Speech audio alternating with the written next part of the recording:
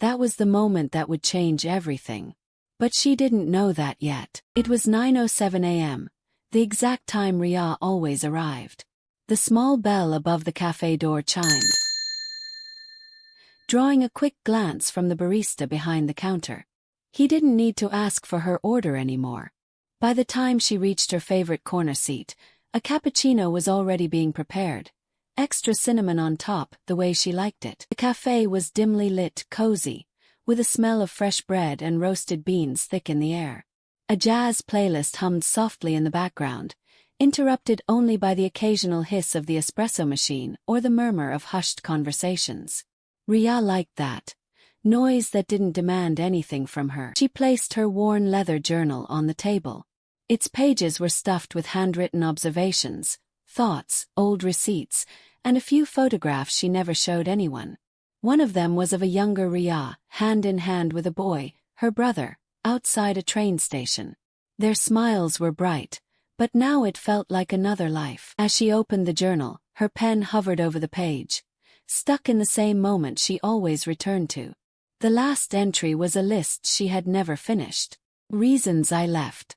What I would say if I saw him again. Things that still hurt. Things I pretend don't hurt. She stared at the list for a long moment, then turned the page. Across the cafe, a couple in their 20s were having a quiet argument. Riya couldn't hear the words, but their body language spoke volumes. The crossed arms, the glances toward the exit, the way the girl fiddled with her ring. Riya watched, her eyes tracking every subtle gesture, not with judgment, but with a strange longing. She used to believe in second chances. She wasn't sure anymore. Just then the power flickered, something that happened often during monsoon season. The lights dimmed, then stabilized. But in that split second the atmosphere changed. A baby started crying in a nearby stroller.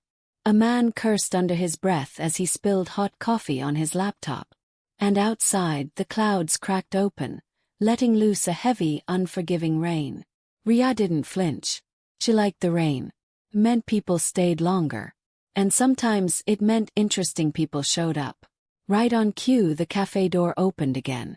A tall man, slightly drenched despite the umbrella, stepped inside, shaking water from his coat. He scanned the room for an empty seat, and for a split second their eyes met.